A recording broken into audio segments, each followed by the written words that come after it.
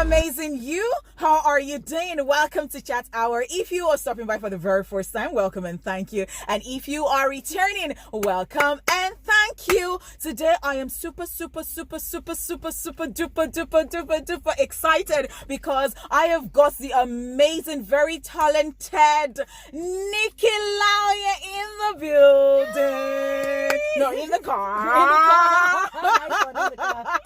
In the car. You all know her. She's a gospel artist. She is fantastic like that. Nikki, what's up? How you doing? I'm doing great. Good to be in the car with you. Yay! I am so excited. And congratulations to you. Thank you. So, Nikki recently got married to Soul Snatcher. Guys, that's as if you have not heard before because this is the first time I'm seeing her since then. Yes. And I'm like, what, girl? Is this how you glow when you get married to the right person? Oh, yes. Thank you very much. Thank you very much. All right, so you can, call her Mrs. Adeyola or Mrs. Snatcher. Yes, right now. Okay, thank you so much, Nikki, for coming on the show today. I'm very, very happy. Congratulations. But unfortunately, what we're talking about today is not anything exciting at all.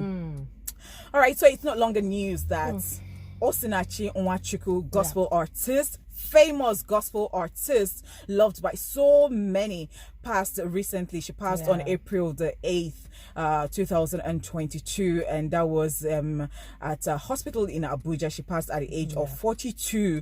It was a very shocking one to everyone, to our lovers all over the world. And at first it was said that she died of cancer, but it was quickly debunked by family and friends. And they said allegedly that she died due to domestic violence. And since then, people have been talking about it. The family members have been granting interviews. The friends have been talking. People close to her have been talking about it. And before her death, she was a member, also a lead singer at Dunamis Church, Abuja. I think I got that right? Okay, so people have been talking about it. In fact, people have come out to even talk about their experiences about domestic violence.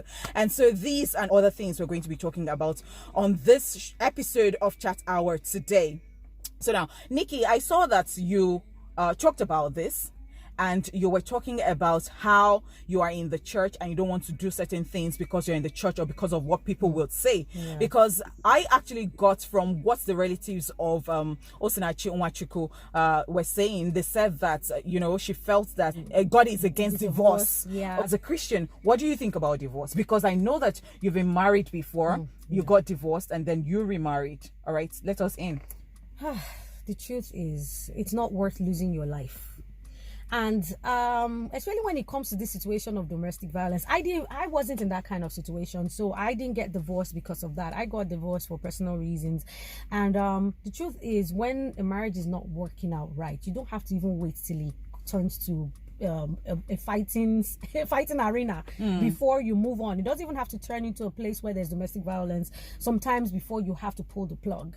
So there are different reasons why people pull the plug. I pulled the plug for different reasons also, but the most important thing was I left because I had to. Not to now talk of people that are going through domestic violence where someone is slapping you. Hey God, for someone to even slap me, it cannot even happen. Even if I used to say this even when I was a young person, that even if I was dating someone and the person should wake up one day and just slap me, that's the end of that relationship. So it's all about your mindset from even the very beginning before you even get married. Will you even allow someone to start slapping you, punching you, even before he puts a ring on it? So let's even go to that point of even people that are not yet married yet, let them begin to understand that it's wrong in the first place for anyone to abuse you, either emotionally, verbally, or not even talk of punching you. Once it gets to that point already, that marriage should not even, that relationship should not even work, should not even come to life, or not talk of a marriage.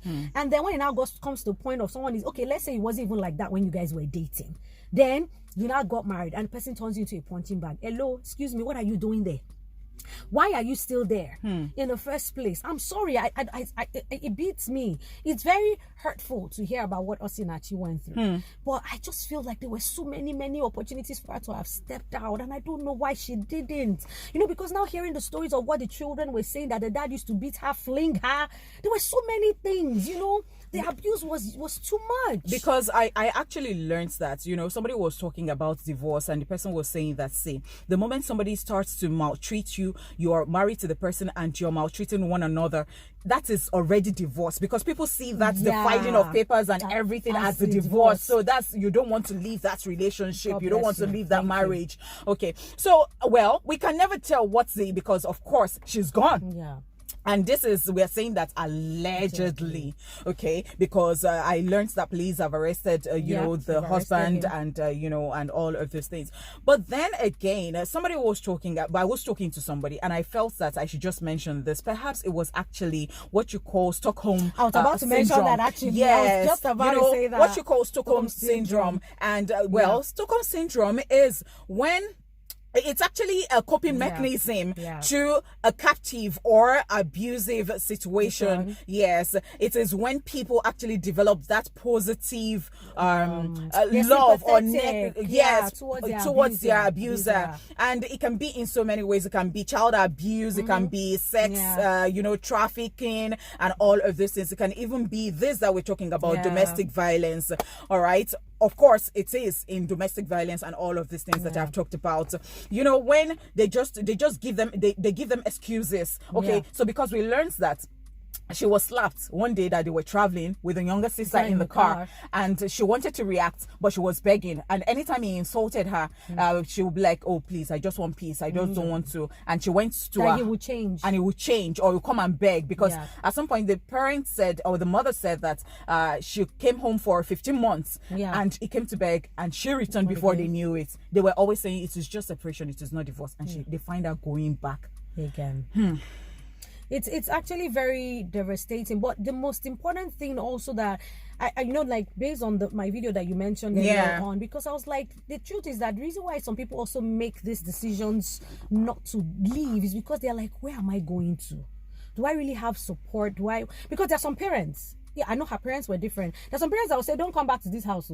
Yeah. You know, we don't want to see you here. Oh God. You know, already the child feels like, okay, let me mention, there was someone I was counseling a while back. The first thing she told me was that she can't go back home.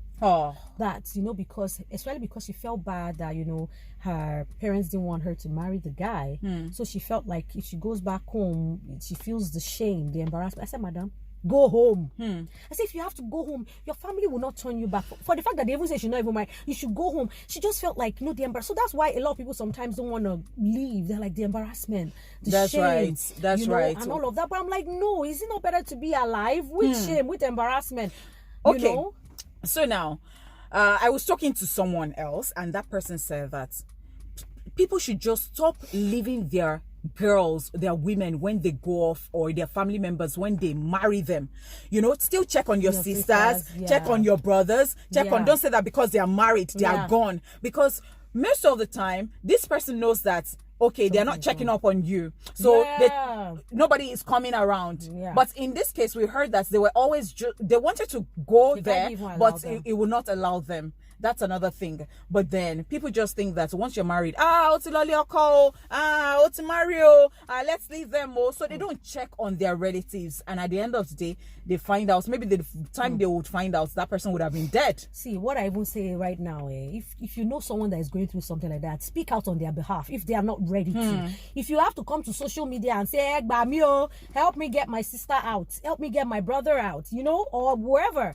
Because sometimes you might just need to forcefully remove some people from a situation. Okay, using this situation as a case study. They really tried. The family members tried, but she was not forthcoming. She was not giving them that, you know, to help her. Because, I mean, according to them. All right, so now let's talk about when she said that what God has joined together, let no man put asunder. She felt that perhaps, I'm just saying, she felt that they were the enemies. There was already a lot of asunder going on. The husband already has put so much asunder. I like the fact that you're here because you're a Christian. Oh my goodness. And especially with the fact that we use Christianity to cover up so many things. And then there was this pastor or the church member who was saying that people have different cups of suffering. That maybe that was our own cup of suffering, and you should face yours. I actually saw all those things and I was just livid. I was livid because these are the silly doctrines that have kept a lot of people bound. You know, where they feel like they cannot talk, they cannot. And that's why I said I feel this has come to even also pushed a lot of pastors and a lot of teachers that people actually look up to do better in the way they handle divorce cases, domestic violence cases, and all of this, so that people can feel like I can report you to my pastor, because at the end of the day, that person has someone they look up to. That abuser has someone that you can report him to. So it's very important that we also have people that we know people that this person, you can report that person to this person and they will talk to him. People have been reporting to pastors forever that can talk to that person, because now, and if the person does not listen, then you have to take charge and leave. There is another case. Somebody on Twitter said that the father was maltreating the mother and the mother had passed. So before he talked about this, and he said that, at some point, the pastor said that, just go home, read Psalm 90, read Psalm 40, something, okay, and all that. You saw that. No. And that the woman was in coma. The man had beat the woman. She was fasting so that for 21 she was days. fasting, and she landed in the hospital. And before she died, she read Psalm 91, and then she passed. See, God is not a God of foolishness. That I'm going to say it like that. God is not a God of foolishness. All these things that you think is by reading some Kinikon, when God has given us the common sense. Because the pastor has told you that go back home, make it work, pray and fast, and things will go. See, that's why you need to know God for yourself. Have a relationship with God. Have a relationship with God. Know the Bible and know God for yourself. That even pastors too are human beings that can misyan sometimes. So you need to know God for yourself and know that when there needs to be common sense. When someone is beating you and battering you, is that the time to be reading Psalm 91? Will Psalm 91 turn to slap that will help you slap the person back? You understand where I'm going to? Because that's why, see, there are some things that God will not intervene in the affairs of men in some certain things, because he has given us common sense and free will, and it's like, there's free will. And most times God will not step into free will. That's why it seems like as if sometimes, somebody dies and you're like, but is God not there? God is there, but it's like at that point in time, you made a decision. See, there are consequences for our decisions. God loves us. That's the truth. But the truth is that because God loves you does not mean you won't face the consequences of your actions. You understand? You made a decision. I made the decision to marry my first husband, even though he's not a bad person, but God actually was telling me that he's not the one for you. God used everybody and everything to tell me I did not listen. Not because the person was just trying to say that's not the direction where I want you to go. But at the end of the day, okay, I did it. Then I didn't deal with the consequences. I dealt with the consequences of having to go through a divorce, of having to be in the public eye, or of churches not inviting me, of so many things that not happened. I bought the consequences, and I didn't. Now let's talk about church not inviting you. We're still using Sister Osinachi's Nwachuku's situation as the case study. Now, somebody said, so many questions were begging for answers. What if that was the only source of income she had? And she was thinking, if I divorce and they blacklist me, they stop calling me for jobs, they stop calling me for ministrations and all of those things. How will the children eat? How are we going to, live? Let's talk about that. Let's talk about blacklisting and saying to people that, that person is divorced, so you shouldn't talk to them, you shouldn't play with them, you shouldn't sit with them. It's a very sad thing, and I don't know where that doctrine came from, because the Jesus that I know, that we all know, was the one that when they even brought the adulterous woman to him, he said, if you have no sin, cast the first stone. Jesus does not condemn. Jesus instead will find a way to bring you closer. But I don't know where the church got this doctrine and way of doing things that instead, I even heard of some churches that have naughty corners, in quotes. Oh, really? Oh, yeah. That there's a certain area, there's some people that have done bad, so they create some certain benches. So that is why you will know that pew, particular a different different pew. They do stuff like that. I'm like, how? Where did this come from? We humans just created these things that God did not create. And the truth is that we just need to understand that that's when people need God the most. That's when they need love and support the most. That's when you should even draw them closer the most. That's when they even need to serve in church the most, so that the word of God is living in them, is rejuvenating them and helping them to heal. Because anybody going through a divorce is like a death of a spouse in a way, even though the person is still alive, but it's like a death, because at that point in time things are broken. And at that point in time, person just needs help. It's really, really sad, because the truth is that time in church is where that place in church is where people find healing. Church is supposed to be a place of healing.